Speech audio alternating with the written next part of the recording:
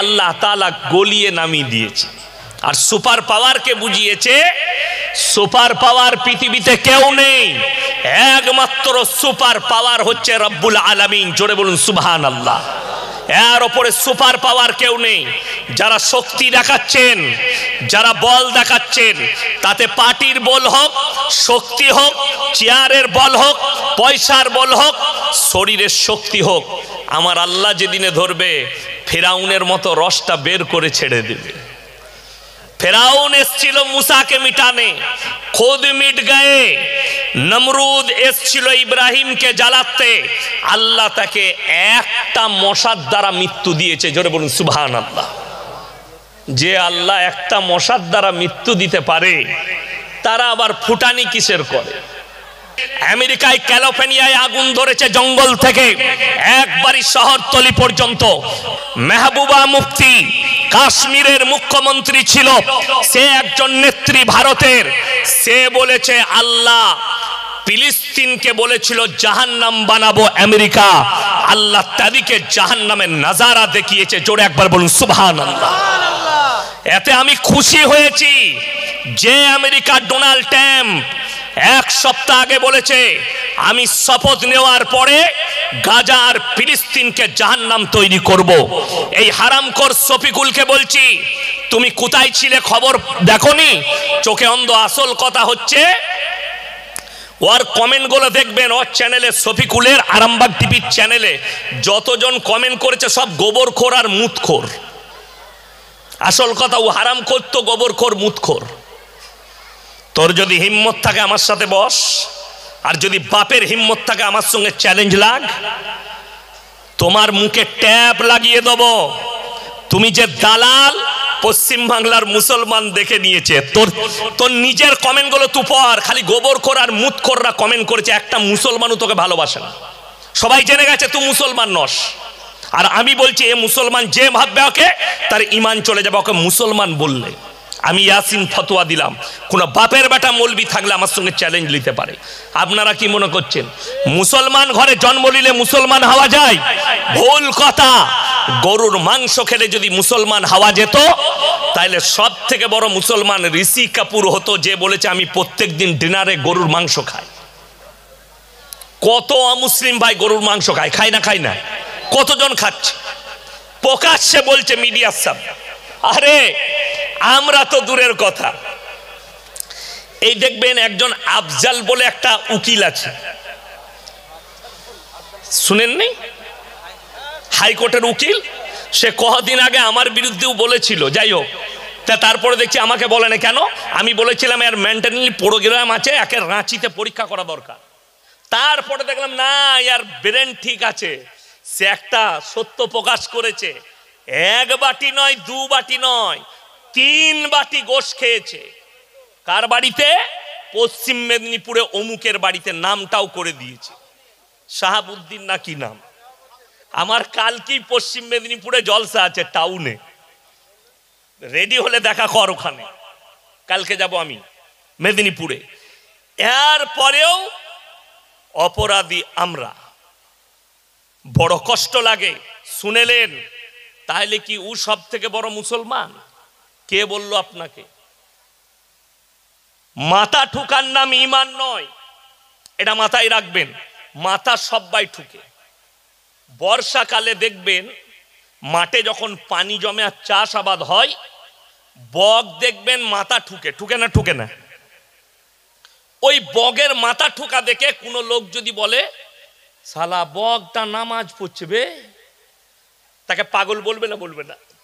বক কিন্তু নামাজ পড়ার লেগে মাথা ঠুকেনি, ও মাছ খুঁজছে ঠুকে ঠুকে। এই বগের মতো মাথা ঠুকা মাল আমাদের মসজিদে গাদা আছে, আছে না নাই? তা না হলে মসজিদ থেকে, মসজিদের দরজা থেকে কখনো জুতো চুরি হয় জুম্মার দিনে? তার মানে কি নামাজিরা চোর? না, চোর নামাজি সেজে আসে, নামাজি কখনো চোর হতে পারে না। প্রকৃত যারা ইমানদার, যারা মুমিন, তারা চোর নয়, চোর নামাজি সেজে যায়। ওই জন্যই তো আমাদের দেশে, আপনারা সবাই একবার হাত তুলে বলুন তো, আমরা সবাই কোরআনকে সবাই বিশ্বাস করি না সকলে জোরে বলুন ইনশাআল্লাহ। আল্লাহু আকবার। সবাই হাত তুলেছে, আর আমি এই মহেশনগরে প্রমাণ দিয়ে যাব যে আমরা হাত তুলে বুক ফুলিয়ে বলি, মুখেতে স্বীকার করি, আল্লাহর কোরআনকে বিশ্বাস করি। আল্লাহর কসম খেয়ে বলছি, পৃথিবীর যতগুলো মৌলবি, মুহাদ্দিস, মুকাররির, মুফাসসির, সাহিত্যিক, জ্ঞানী, মনীষী, যারা যতগুলো কিতাব লিখেছে, কেউ তার কিতাবে লিখতে পারেনি আমার কিতাবে কোনো ভুল নাই। ঠিক বললাম না ভুল বললাম? কেউ লিখতে পারেনি। কিন্তু আল্লাহ রাব্বুল আলামিন রাসূলের কাছে কোরআন মাজিদ পাঠালেন, আর তার প্রথমেই বলে দিলেন, জালিকাল কিতাবুল লা রাইবা ফি, আমার এই কোরআনে বিন্দুমাত্র সন্দেহের কোনো অবকাশ নাই। জোরে একবার বলুন সুবহানাল্লাহ। আপনি যদি এটা বিশ্বাস রাখেন, আপনার যদি ইয়াকিন থাকে, বিশ্বাস থাকে, আমি এখানে প্রমাণ দিয়ে যাব। আপনি হাত তুলে বললেন, কিন্তু আপনি কতটা অস্বীকার করেন? সবাই একসাথে বলুন তো, সুদ খাওয়া হালাল না হারাম? সত্যি বলছেন তো? এরপর আপনারা বলুন আর না বলুন, আমাদের মৌলবীরও কথা নয়, মুহাদ্দিসেরও কথা নয়। কোরআনে স্পষ্ট আছে, ওয়াহাল্লাল্লাহুল বাইয়া ওয়া হাররামার রিবা, সুদকে হারাম করেছি, ব্যবসাকে হালাল করেছি। জোরে বলুন সুবহানাল্লাহ। ব্যবসা হালাল, সুদ হারাম। তার মানে এই চাপড়া থানা, এটা চাপড়া থানা পড়ছে মনে হয়, তাই তো? চাপড়া থানা, ওই পাটটা পেরিয়ে গেলেই নাকাশি পাড়া, তাই না? নদীর পাটটা। আচ্ছা, আপনারা বলুন যে এই এলাকায় একটাও তাহলে সুদখোর নাই? কোরআনে হারাম? এই মজমাতে অনেক মাল বসে আছে। ঠিক বললাম না ভুল বললাম? হ্যাঁ, এই সকালবেলায় চায়ের দোকানে ওই মাল কটায় আমাকে গাল দিবে, ওকে আবার দাওয়াত দেয় বাজে হুজুরবে, ওই মাল কটা গাল দিবে। তোরা গাল দিলে কোরআনের আয়াত পাল্টাবে? পাল্টাবে না। রাসূলের হাদিস পরিবর্তন হবে? হবে না। এটা আমাদের ভাষা নয়, কোরআনের ভাষা। তুমি বলছো কোরআনকে বিশ্বাস করি, কোরআনে সুদকে হারাম করেছে। যে লোকটা হারাম জানার পরে সুদ খাচ্ছে, ই আল্লাহর সঙ্গে যুদ্ধ ঘোষণা করলো না? করলো না? কথা বলেন, করলো। সেই লোক মুমিন থাকতে পারে? শুনেলেন রাসূলের হাদিস, 1 টাকা যদি কেউ সুদ খায়, সব থেকে নিম্ন স্তরের পাপ হচ্ছে নিজের মায়ের সঙ্গে 36 বার জিনা করার সমান পাপ হবে। জোরে বলুন নাউজুবিল্লাহ। আমি কেন বুক ফুলিয়ে কথা বলছি বলুন তো? আপনারা জানেন আমার চাকরি যাবার ভয় নাই। চাকরি যাবার ভয় আছে? নাই। আমাকে যদি কমিটির লোক বলে, হুজুর এত কড়া বক্তব্য চলবে না, আমার গাড়ি রেডি আছে, পয়সা ফেক, তামাশা দেখ, আমি ঘর পালাবো। আবার যেখানে যাব এই কথাটাই বলবো আমি। তুলিতে পারলে লিবি। আচ্ছা, সুদ খাওয়া হারাম, এটা হক বললাম না? না হক? রাসূলের হাদিস সত্য না মিথ্যা? সত্য। কোরআন সত্য না মিথ্যা? আপনারা স্বীকার করলেন কোরআন সত্য, আর কোরআনকে বিশ্বাস করি। আল্লাহ বলেন আমার কোরআনে বিন্দুমাত্র সন্দেহ নেই। এরপরে মুসলমান সুদ কেমন করে খেতে পারে? বেঈমান কাফেররা তাদের মেহনতে কামিয়াব, আমরা আমাদের মেহনতে নাকাম হয়ে গেছি। তার কারণ কি? তাদের মেহনত বলে দিই। বাড়িতে বাড়িতে সুদ ঢুকিয়ে দাও, তারা ঢুকিয়ে দিয়েছে কামিয়াব। কেমন? বন্ধন লোন আর গ্রুপ লোন আপনাদের এখানে নাই? আছে? এই বায়ান করার লেগে আমাকে গাল খেতে হয়েছে। হ্যাঁ, কোথায়? আমার বর্ধমানে, আমার এলাকায় থানাতে দাওয়াত ছিল, জলসা করতে গেলাম পাশের থানায়, ওই ভাতার থানায় একটা গ্রামে জলসা করলাম। এই গ্রুপ লোন নিয়ে আমি বললাম 10টা করে মেয়ে গ্রুপ করে, করে না? করে না? করে।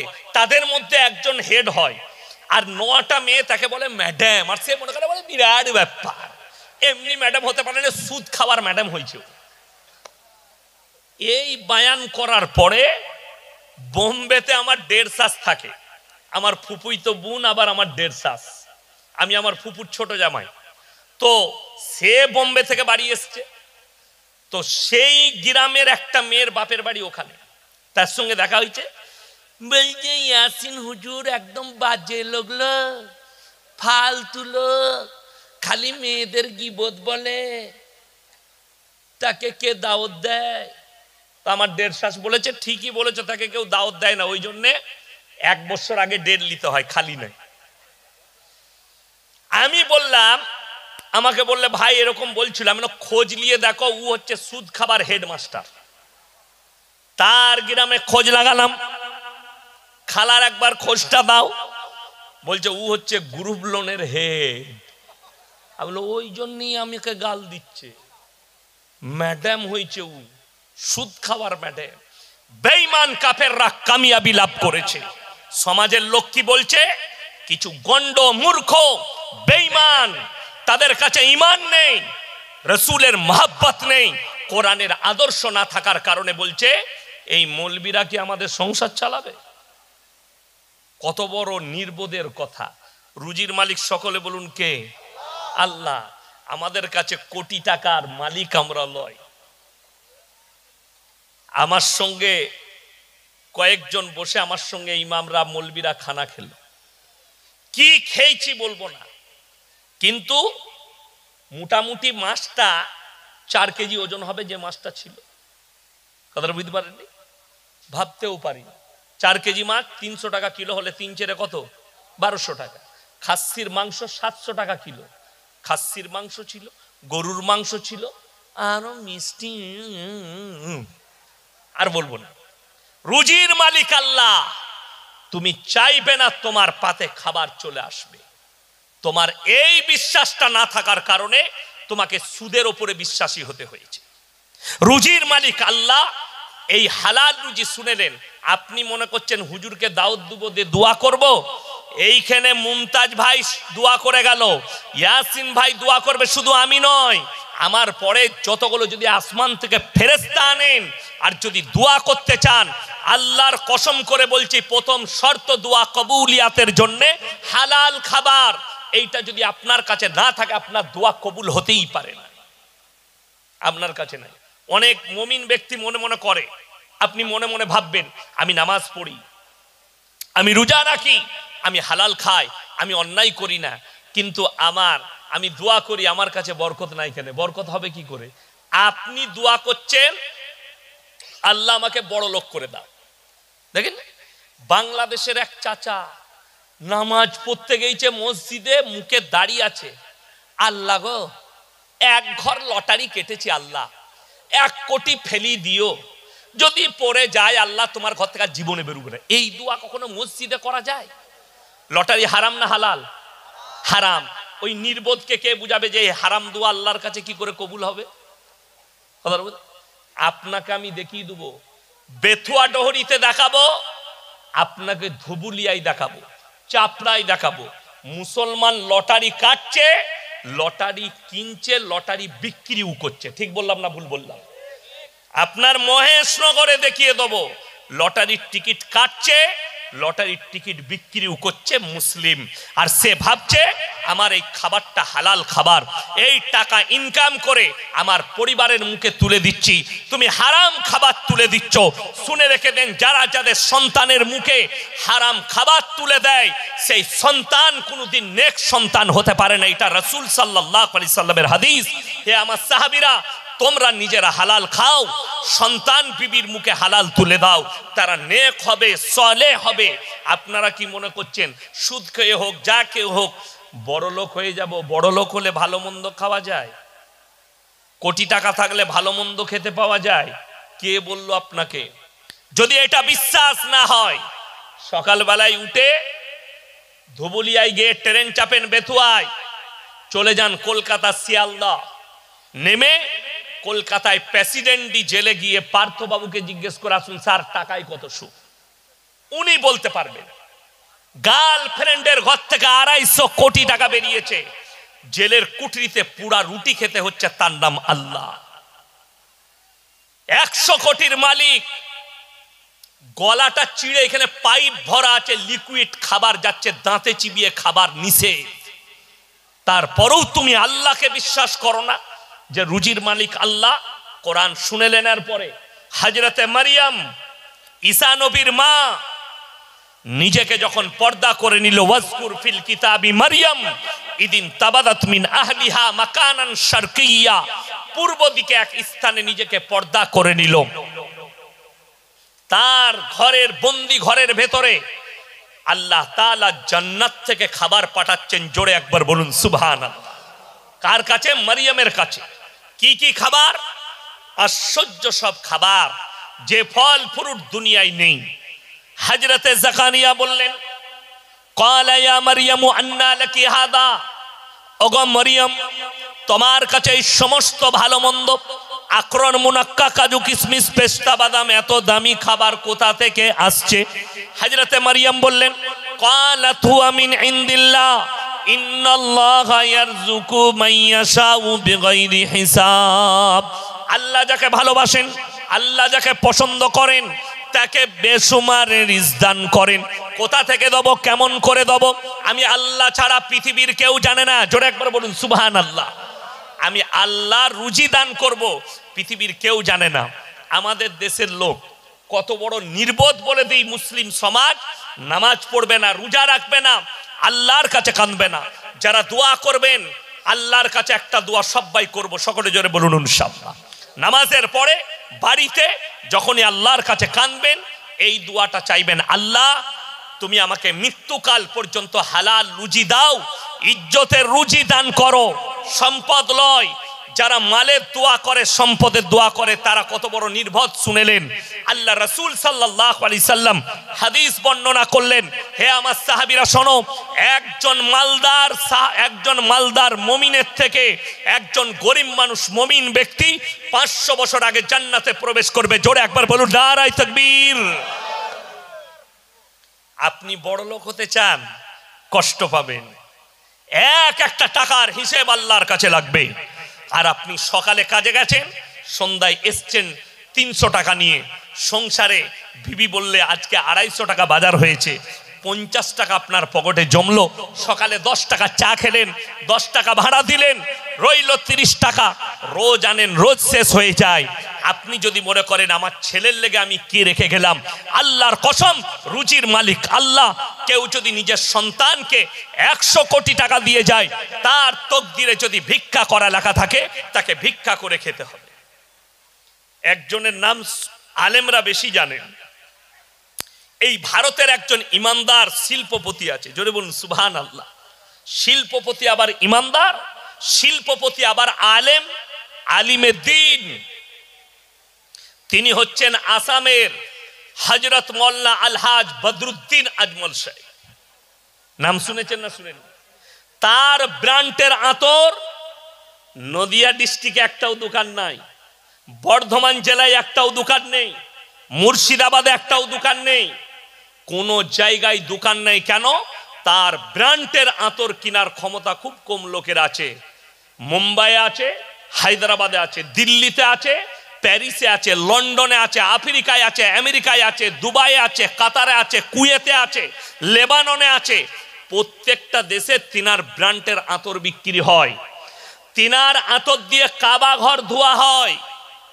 সেই ব্যক্তির আসল হিস্ট্রি শুনলে আপনি অবাক হবেন। তিনার আব্বা মাহমুদ আলী রোডে বোম্বাইয়ে পেটি করে আতর বিক্রি করতেন। আজকে এই হালালের ওপরে বিশ্বাস করার কারণে তিনি একজন আজকে শিল্পপতি। জোরে বলুন সুবহানাল্লাহ। আপনি হালালের ওপরে বিশ্বাসী হন, তকদিরে যদি 100 কোটি লেখা থাকে আপনি 100 কোটিই পাবেন। কথাটা বুঝতে পারেননি? কত পাবেন? 100 কোটি। আর তকদিরে যদি ভিক্ষা করা লেখা থাকে, আপনার বাপ যদি 1000 কোটি দিয়ে যায়, আপনাকে ভিক্ষা করেই খেতে হবে। এটা আল্লাহর ফয়সালা। যদি আপনার তকদিরে লেখা থাকে, অবাক হবেন শুনে আমাদের সমাজ কতটা নির্বোধ। আমার মাদ্রাসায় আমার বেতন 11,000 টাকা। আপনাদের ইমাম সাহেব কই? কোথায়? কই আপনি? ও আল্লাহ, ইমাম সাহেব বসে আছেন। আপনার বেতন কত? কটা মসজিদ? 5টা মসজিদ। মহেশনগরের মতো গ্রামে যদি 5,000 টাকা ইমামের বেতন হয়, নামাজ হবে না। কোন বাপের বেটা আমার ফতোয়া কেটে দিলে সেই মৌলবীকে আমি স্টেজে ডাকছি, নামাজ হবে না। পরিষ্কার কথা। যাই হোক, আচ্ছা বলুন, ইমাম সাহেবের বেতন 5,000 আর আপনি প্রত্যেক দিন ব্যবসা করেন, 20,000 টাকা রোজ রোজগার করেন। সে এসে ইমামকে বলছে, হুজুর আমার ব্যবসা না খুব খারাপ যাচ্ছে, কি করব বাপ? বলে হুজুর একটা বরকতের তাবিজ দে। কথা বুঝলেন? আচ্ছা, যে লোকটা রোজ 20,000 টাকা রোজগার করে, মাসে কত ইনকাম হতে পারে? 3 কোটি কত? 60। ক লাখ টাকা? 6 লাখ, ইমামের মাসে বেতন কত? 5,000। তো যদি ইমামের তাবিজে তোর ব্যবসায় বরকত হবে, তো তুই আগে বড় লোক হবি না ইমাম আগে হবে? আচ্ছা, আমরা মৌলবীরা বুকা যে লোককে তাবিজ দিয়ে বড় লোক করে দেবো আর আমরা গরিব থাকবো? পৃথিবীতে এরকম বুকা লোক আছে। কিন্তু অবাক লাগে, আপনি আমার কাছে তাবিজ নিচ্ছেন, আমি আপনাকে বরকতের তাবিজ দিচ্ছি, অথচ আমার বেতন 11,000। কষ্টটা এই জায়গায়। শুধু তাই নয়, এখন তো এমন ডেঞ্জার দাঁড়িয়েছে, অনেক মেয়েরা ছেলে হচ্ছে না, অসুবিধা নাই, এমন হুজুর আছে তাবিজ দিলেই বেটা ছেলে। হ্যাঁ, বলছে আমার তাবিজে বেটা ছেলে হয়। খোঁজ নিয়ে দেখুন, সে হারাম করে একটা বেটা নাই। আমি আসি, আচ্ছা আমি তাবিজ লিখতে পারবো না? পারবো না, কথা বলে না? পারবো। তাহলে আমার কটা বেটা হওয়া দরকার ছিল? আমার তো দুটোই মেয়ে, দুটোই মেয়ে। তো আমাদের তাবিজে বেটা ছেলে হলে পঞ্চায়েতের প্রধান তোমরা কি করে হতো? হুজুররা হতো। ইসলামে 4টা বিয়ে জায়েজ না জায়েজ নাই? জায়েজ আছে। 4টা বিয়ে করতাম, 4 10 কত? 40টা বেটা, প্রতি বছর একটা করে এক একটা বইয়ের 4টা করে হতো, 4 10 40। পঞ্চায়েত কার? লাঠির জোর আমার, পঞ্চায়েত আমার। কথাটা বুঝতে পারেননি? অবাক লাগে, আমাদের ছেলে হচ্ছে মেয়ে। এইটাই দুর্বলতা। এই আমাদের কিছু যুবক যুবতী আছে, এরা যে কেন কলেজে পড়াশোনা করেছে আল্লাহ ছাড়া কেউ জানে না। এরা কত দুর্বল বলে দিই, কত মূর্খ। কলেজে পড়ছে, কিসে পড়ছি রে? 3rd ইয়ার। কিসে পড়ছি? বলে MA করছি। কিন্তু হারামখোর 7 মাস একটা মেয়েকে প্রেম করেছে, এরপরে মেয়েটা মোবাইল সুইচ অফ করে দিয়েছে, আর ফোন তুলে না। তখন হুজুর খুঁজে বেড়াচ্ছে, কি হলো রে? ঘুম হচ্ছে না কেন? বলছে সুইচ খুলছে না, যা টাকা লাগে তুমি একটু ফোনের সুইচটা খুলে দে। শালা হুজুরের তাবিজে ফোনের সুইচ কি করে খুলবে? হ্যাঁ, হুজুর বললে বাবা চিন্তা নেই, 5,001 টাকা দাও, সুইচটা 1 সপ্তাহের মধ্যে খুলে যাবে। মোবাইলে খালি অ্যাড গুলো দেখে নেন, এক এক হারামখোর এক এক রকম অ্যাড দিচ্ছে। কেউ 72 ঘন্টার মধ্যে কারো বউ পালিয়ে গেলে এনে দেয়। আমি একজনকে ফোন করেছিলাম কলকাতায়, বাবাটার নাম করব না, তাকে সবাই চিনে যাবে, কেন অনেকজন শুনবে আমার জলসা। তাকে বলছি, ভাই তুমি বশীকরণ করতে পারো? বলে হ্যাঁ। মেয়ের নাম বলুন, কাকে বশ করতে হবে? আমি বললাম আমি মোদিজিকে বশ করতে চাই, সে যেন আমার কথাই চলে।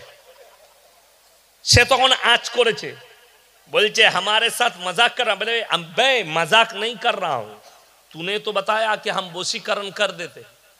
तो हमारा मोहब्बत जो है देश के प्रधानमंत्री जी से है, अगर हम कुछ भी कहे तो वो हमारा बात सुने, ऐसे कर दो, कितना पैसा लगेगा? तो আমাকে 2-4টা মা বোনের গালি দিয়ে ফোনটা কেটে দিলে, মানে মাল ভণ্ড। কথা বুঝতে পারেন? আপনারা বলুন, আমাদের তাবিজে যদি এই অনেক মা বোন আছে, হুজুরের কাছে গিয়ে বলছে কি হলো গো, শাশুড়ি এত জ্বলায়, টিকতে পারছি না, কি করতে হবে? একটা তাবিজ দেন যেন আমার শাশুড়ি ভালোবাসে, আমার স্বামী ভালোবাসে। হুজুর বললেন 1,001 টাকা লাগবে, বালিশের তলায় ভরে দিবে খালু। কি বুঝলে? খালুর বালিশের তলায় ভরে দিলে আকর্ষণ করবে, খালু তোকে ভালোবাসবে। এই যে ধান্দা, আপনি এতটুকু বুঝেন না। ছেলেরা বলছে হুজুর তাবিজ করে দেন, মেয়েটা যেন 1 সপ্তাহের ভেতরে আমার কাছে আসে। ওরে মূর্খ, তাবিজে যদি মেয়ে আসবে তা তোর কাছে কেন যাবে? সে তো হুজুরের কাছে আগে আসবে। এ কথাটা বুঝতে পারেননি? আচ্ছা, তাবিজে যদি মেয়ে পাওয়া যেত, কলেজ ইউনিভার্সিটির ছেলে মেয়েরা শোনো, তাবিজে যদি মেয়ে পাওয়া যেত, আমরা মৌলবীরা কেউ ইমামতি করতাম না, মাদ্রাসাতেও থাকতাম না। কেন? খালি খোঁজ লাগাতাম, বাপের একটা বিটি বড় লোক কে আছে, মাত তাবিজ আর টেনেলে বড় লোকের জামাই কিচ্ছু করা লাগবে না। কথাটা বুঝতে পারেননি? তাহারই পয়সাই খাবো। কষ্ট লাগে আমাদেরও। কত মৌলবীর বিয়ে হয়েছে গরিবের ঘরে, চাষিবাসীর ঘরে। কেন? আমাদের বেশিরভাগ বিয়ে গরিব ঘরই হয়। ঠিক বললাম না ভুল বললাম? খুব কম। কেন? এখনকার যারা স্ট্যান্ডার্ড মেয়ে, বড় লোকের মেয়ে, তাদেরকে যদি বলা হয় তোমার লেগে একটা ছেলে দেখেছি, কেমন দাড়িওয়ালা নামাজি মুসল্লি ছেলে, নো বিয়ে করব, দাড়িওয়ালাকে বিয়ে করবে না। কাকে করবে? শুয়োরের মতো চুল কেটেছে, গুটকা খায়, গাঁজা খায়, ওকে বিয়ে করবে। কেন? ও মেলা ঘুরবে, ফিল্ম দেখাবে, নাচ করাবে, ছোট ড্রেস পরাবে, নাংটামি করতে পারবে। আর মৌলবীর সাথে বিয়ে হলে ওটা করতে পাবে না। এই বাপ শুনেলেন, আমি প্রত্যেকটা মা বোনকে বলছি, যখনই বিয়ে করতে যাবে আগে শর্ত রাখো, ছেলে দাড়িওয়ালা হতে হবে, ছেলেকে 5 ওয়াক্তের নামাজি হতে হবে, তবে আমার জামাই হবে। বড় কষ্ট লাগে। এরা খুঁজছে গাঁজাখোর, এরা খুঁজছে গুটকাখোর, এরা খুঁজছে সুদখোর। এরকম পয়সা থাকতে হবে, হারাম খাক আর যাই খাক। আর এটাকে বলছে স্ট্যান্ডার্ড। আমার আব্বার জলসা শুনেছে, রাতের বেলায় একজন বেচারা মসজিদে যাচ্ছে, সুবহান আল্লাহ সুবহান আল্লাহ সুবহান আল্লাহ সুবহান আল্লাহ। তো পাড়ার 3টে মেয়ে পানি নিতে উঠেছে। তারা সকালবেলায় বলছে, ওলো অমুকের বাপ খেপে গেছে, যা বুঝে করবা। জিকির করলে বলছে খেপে গেছে। আর ভোরের বেলায় উঠে একজন গান ধরেছে, तुम कहाँ हो तुम्हारे लिए हमारे दिल मौजूद है। বলছে কি গলালো, একবারে কুমার শানু ফেল। হারামখোর। গান করলে ভালো, জিকির করলে খারাপ। শুনেলেন, কিয়ামতের আলামতের মধ্যে মারাত্মক আলামত, পরবর্তী যুগের বর্বরতার যুগের পাপগুলো মডেলিং হয়ে ফিরে আসবে এদের কাছে, আর এরা সেগুলোকে মডেল বলে অ্যাকসেপ্ট করে নিবে।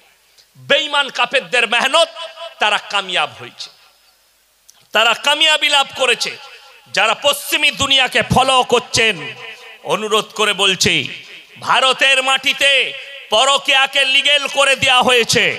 আর মুসলমানদের কাছে সব থেকে বড় পাপ যেটা ছুটছে, এ নামাজও পড়ছে, জিনাও করছে, নামাজও পড়ছে, পরকীয়া করছে, মায়েরা নামাজ পড়ছে, ঘুমটা দিচ্ছে, পরকীয়ায় লিপ্ত হচ্ছে।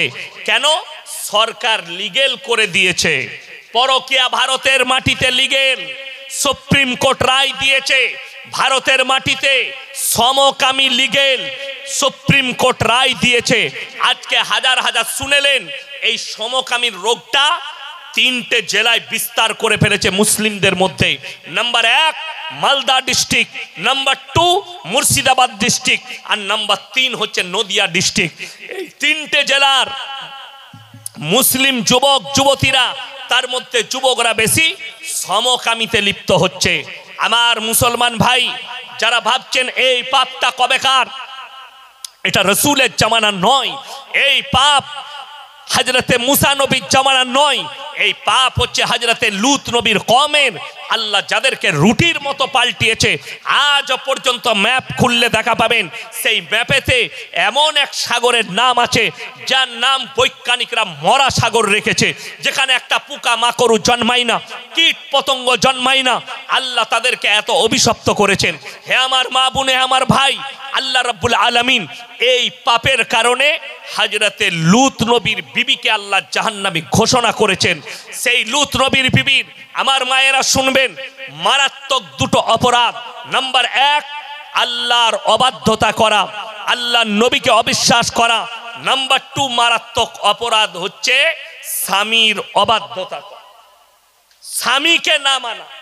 আজকে আমার মায়েরা বোনেরা শুনেলেন, কিয়ামতের আলামতের মধ্যে মারাত্মক আলামত হচ্ছে পুরুষরা বিবির গোলামি করতে লাগবে, জানবে কিয়ামত কাছে। রাস্তাঘাটে কুকুরের মতো জিনা হবে, জানবে কিয়ামত চলে এসছে, কিয়ামত কাছে। মারাত্মক আলামতের মধ্যে আলামত, দুনিয়াতে ব্যভিচার বেড়ে যাবে, নারীর সংখ্যা বাড়বে, পুরুষের সংখ্যা কমে যাবে। গোটা পৃথিবীতে বড় বড় মহামারী আসবে, গোটা মিডল ইস্টে চিঙ্গারি উঠে গোটা পৃথিবী